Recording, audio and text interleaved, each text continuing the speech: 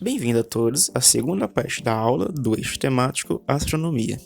Nessa aula, iremos abordar os modelos cosmogônicos. Você sabe o que é um modelo cosmogônico?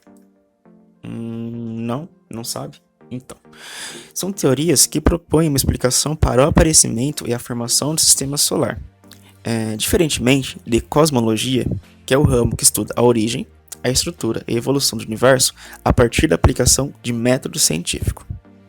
Como já foi dito anteriormente, no cosmo aristotélico ptolomaico, as teorias de origem do mundo, cosmogonias, não tinham lugar. Para Aristóteles, não fazia sentido teorizar sobre o começo e o fim do mundo, pois o cosmo era simplesmente eterno. Até o século XVII, o predomínio dessa concepção na tradição filosófica ocidental, ela impediu a elaboração de cosmogonias de caráter naturalista, ou seja, aquelas que se opunham às ideias sobrenaturais e espirituais de formação do sistema solar, propondo assim que apenas as leis e as forças naturais operariam sobre o nosso mundo. Mas a Revolução Copernicânica, que propôs um modelo heliocêntrico, ou seja, o Sol no centro de nosso sistema planetário, como vocês podem verificar a imagem de fundo.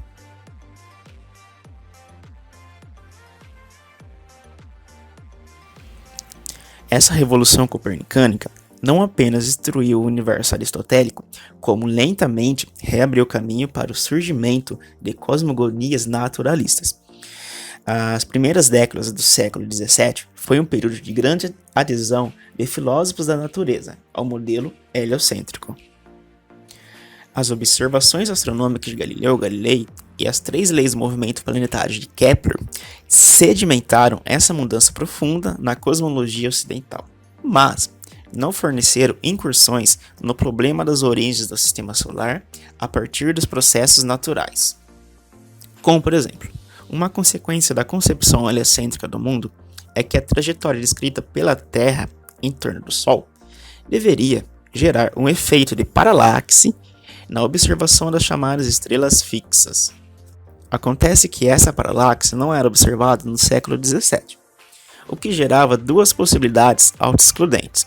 Ou a Terra não está girando em torno do Sol, e é por isso que as paralaxes não são detectadas, ou simplesmente as estrelas estão a distâncias maiores do que as que seriam possíveis de produzirem paralaxe.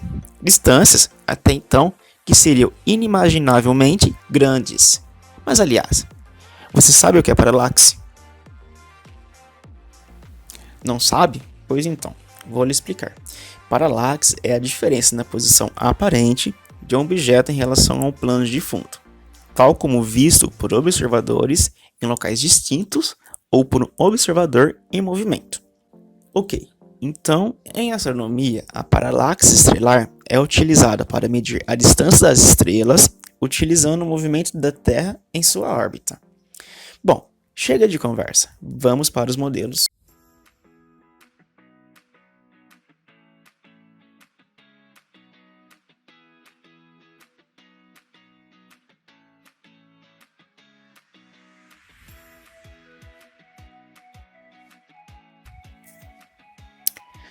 O primeiro exemplo de cosmogonia foi proposto por René Descartes. A posição oficial de Descartes quanto à origem do mundo é a de Gênesis. Resumidamente, o mundo teria sido criado por Deus, como ele se apresenta a nós. Então, na cosmologia cartesiana, Deus teria criado a matéria e a dividido em partes iguais. De modo que, com esse movimento, a matéria deu origem a 3 elementos diferentes, cuja distinção está baseada simplesmente em quantidade de movimento e tamanho de seus corpúsculos, sendo elas: o primeiro elemento, isto é, a matéria que forma o Sol e as estrelas fixas. O segundo elemento, ou seja, a que forma os céus. E por fim, o terceiro elemento, que forma a Terra, a Lua e os outros planetas. Então, no próximo modelo, temos a hipótese nebular. Nesse modelo, tem-se a explicação da formação do sistema solar, que predominou durante todo o século XIX, proposta fundamentalmente pelo Marquês de Laplace. Famoso por atos como a elaboração da equação diferencial, conhecida como equação de Laplace, a transformagem de Laplace e os harmônicos esféricos. Essa hipótese também é muito conhecida como a hipótese de Kant-Laplace. Como a cosmologia de Kant antecipa em vários aspectos as ideias de Laplace sobre as origens do Sistema Solar, vamos dar uma rápida analisada antes de mergulharmos na versão que dominou o cenário cosmogônico por mais de 100 anos. Para Kant, a beleza, a harmonia e a ordem observadas na natureza foram produzidas por leis universais, implantadas no mundo pela inteligência divina. Os dois principais alvos da argumentação de Kant, dentro de sua cosmogonia, se baseiam no atomismo e na imediata mão de Deus. Ou seja, a ideia da interferência divina que Newton não conseguiu abandonar. Apesar do papel de Deus como origem da harmonia e da ordem do mundo, a interferência divina foi vista por Kant como desnecessária para explicar tanto as regularidades do sistema solar como também as irregularidades. Kant propõe uma dinâmica entre a força de atração e de repulsão, bem como a noção de que, em suas condições iniciais, o sistema solar nascente estava cheio de matéria suficientemente capaz de conferir movimento a todos os corpos celestes ali localizados e de trazer harmonia a seus movimentos e entre si. A força de atração então teria unificado espaço e coletado toda a matéria espalhada em aglomerados de partículas, e desde então, com a atuação conjunta de força de atração e de repulsão, que explicariam os movimentos iniciais da matéria em estado desordenado, os planetas livremente e imutavelmente continuaram o movimento orbital impresso sobre eles. Logo, a matéria da qual o sistema solar seria composto, inicialmente dispersa em partículas elementares, teria começado a se aglutinar num ponto que exerce uma força de atração maior do que qualquer outro ponto, isto é, em pontos mais massivos, atraindo gravitacionalmente mais matéria. Consequentemente, o aumento progressivo da massa do corpo gerado nesse ponto aumentaria a força de atração, exercida sobre toda a matéria mais distante e causaria uma aceleração cada vez maior do processo de aglutinação de partículas. Haveria então o surgimento do movimento lateral dessa matéria atraída pelo ponto central, pois as partículas interagiriam uma com as outras também pela força de repulsão. Os planetas, assim como as estrelas, seriam o resultado final desse processo, governado pelas forças de atração e de repulsão, aglutinação de matéria em movimento circular ao redor do ponto central. Logo, a partir disso, Kant chegou à conclusão de que todas as estrelas fixas são sóis, com sistemas similares aos nossos, o que mudaria totalmente a nossa cosmovisão vigente, principalmente no nosso local do universo enquanto humanidade. Agora, voltando para a hipótese de Laplace, que foi a primeira versão da explicação para a origem do sistema solar, que se tornou paradigmática do século XIX, surgiu na parte final de um livro de ampla circulação dedicado à síntese da mecânica celeste desenvolvida por Laplace nas últimas décadas do século XVIII.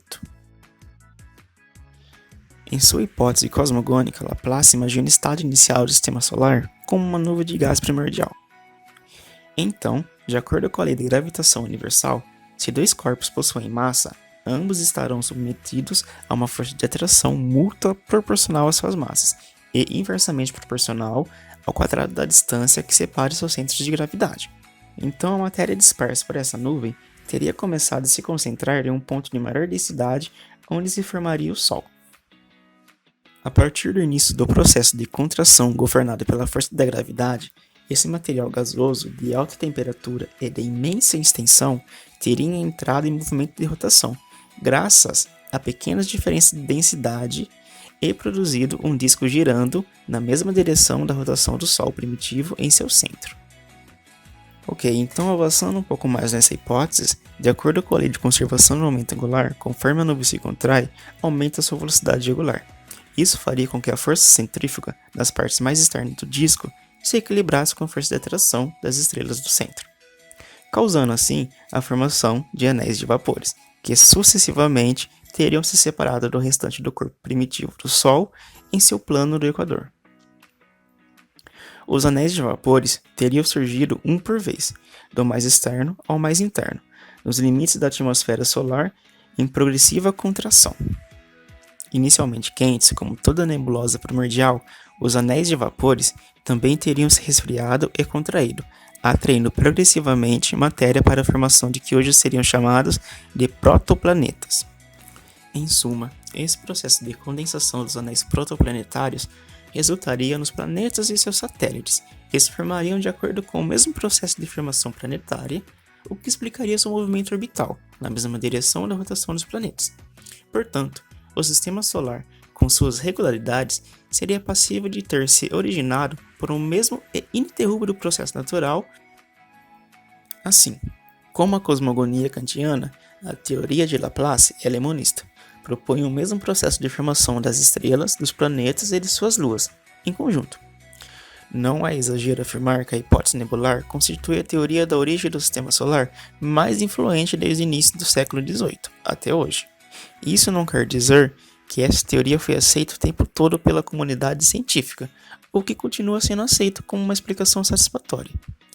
Em linhas gerais, a hipótese nebular foi aceita ao longo do século XIX como a melhor explicação para a origem do sistema solar por astrônomos e físicos, além de receber considerável atenção de filósofos considerados importantes no período.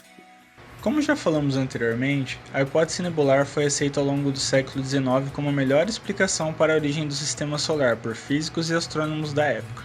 Porém, como veremos, nesse século houve períodos de maior e menor aceitação entre os astrônomos. O que dificultou a aceitação das pessoas sobre a hipótese nebular foi que não havia astrônomos e físicos profissionais exclusivamente dedicados ao estudo da origem do sistema solar, ou mesmo da origem das estrelas e dos planetas. Nesse momento histórico, a cosmogonia não era um assunto respeitável entre os astrônomos profissionais, e as contribuições ao assunto do período foram feitas principalmente pelos astrônomos amadores.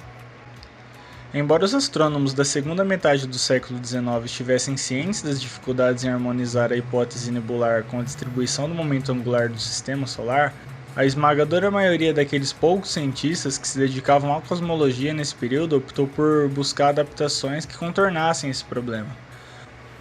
Ao longo das duas primeiras décadas do século XX, aos poucos, se formava um consenso dualista, ou seja, o Sol e os planetas teriam tido origens distintas, não seriam frutos da mesma causa primordial.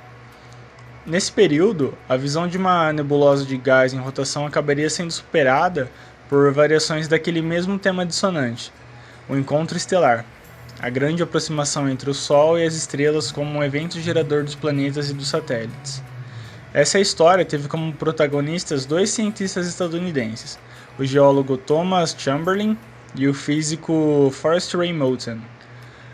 Ambos ajudaram a aprofundar esse descrédito na hipótese nebular nos últimos anos do século XIX, contribuindo com o desenvolvimento teórico da chamada hipótese planetesimal.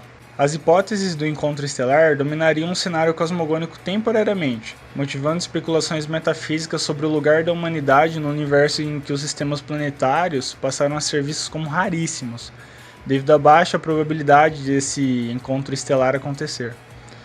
Mas o predomínio não duraria muito. Ambas foram desacreditadas na década de 1930. 100 anos depois, surgiria uma ideia mais ou menos parecida com aquela que foi apresentada pelo Leclerc, o Conde Buffon, que sugeria a colisão entre o Sol e um cometa. Em 1868, o cientista escocês James Crow propôs que o Sol teria se formado a partir de uma colisão direta, em alta velocidade, entre duas estrelas com metade da massa solar. Embora as análises probabilísticas sobre a chance de ocorrência de colisões estelares só fossem emergir no século XX, o evento já era considerado improvável. A noção de que as enormes distâncias separavam as estrelas, mesmo assim, ainda não era descartada a possibilidade das estrelas se atraírem mutuamente, a ponto de uma colidir com a outra. Em 1878, o químico Alexander Bickerton substituiu a colisão estelar direta por uma colisão de raspão entre duas estrelas, e esse evento ele foi encarado como pouco menos improvável. Ele propunha a colisão estelar de raspão como geradora de uma terceira estrela temporária, para explicar o raro fenômeno de aparição e desaparição de estrelas em um curto espaço de tempo. Já era bem consolidado. Ele passou a defender em livros e artigos de divulgação científica que a colisão estelar de raspão, ou a colisão parcial, como ele chamava, também poderia ter dado origem ao sistema solar, além de explicar muitos outros fenômenos celestes. Essas colisões de objetos de diferentes naturezas alimentavam ciclos infinitos de construção e dissipação de mundos, sistemas solares, sistemas cósmicos. E ainda assim, essa hipótese não teve muitos adeptos. Os astrônomos não a receberam com hospitalidade, basicamente porque era bem improvável que uma colisão estelar acontecesse. De fato, embora as colisões estelares fossem praticamente rejeitadas, a possibilidade de um encontro estelar, a aproximação entre estrelas vagando pelo espaço, não era impopular no momento. Foi nesse contexto que surgiram as teorias dualistas, que explicavam a origem do sistema solar não por meio de uma colisão estelar, mas por meio de aproximações entre o Sol e outra estrela, ou entre o Sol e um cometa.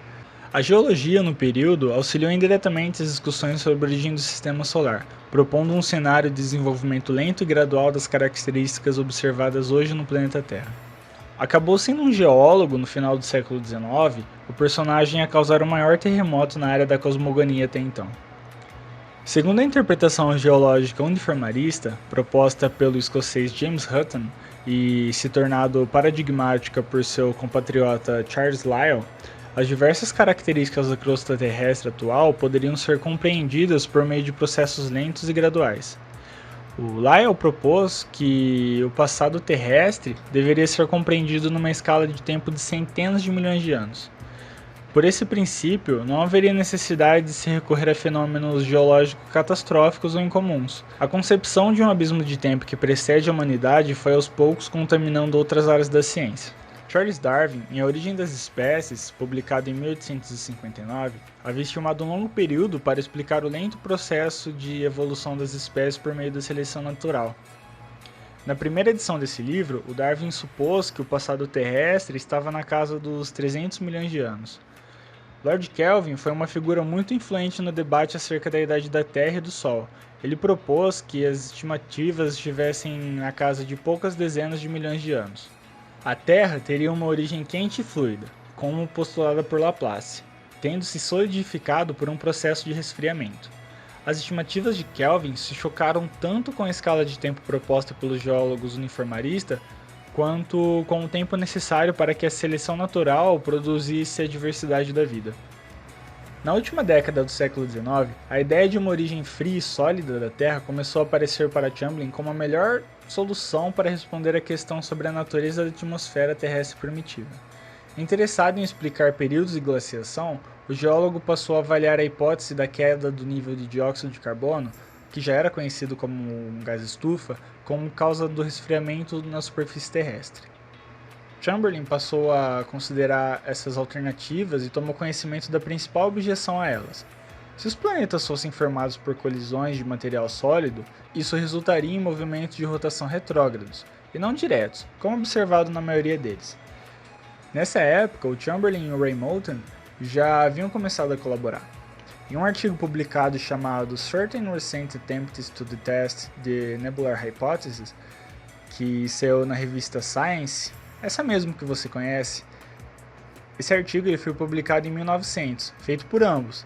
Atacaram a hipótese nebular ao mesmo tempo em que forneceram um embrião de argumentação usado por eles 5 anos mais tarde, a ideia do encontro estelar.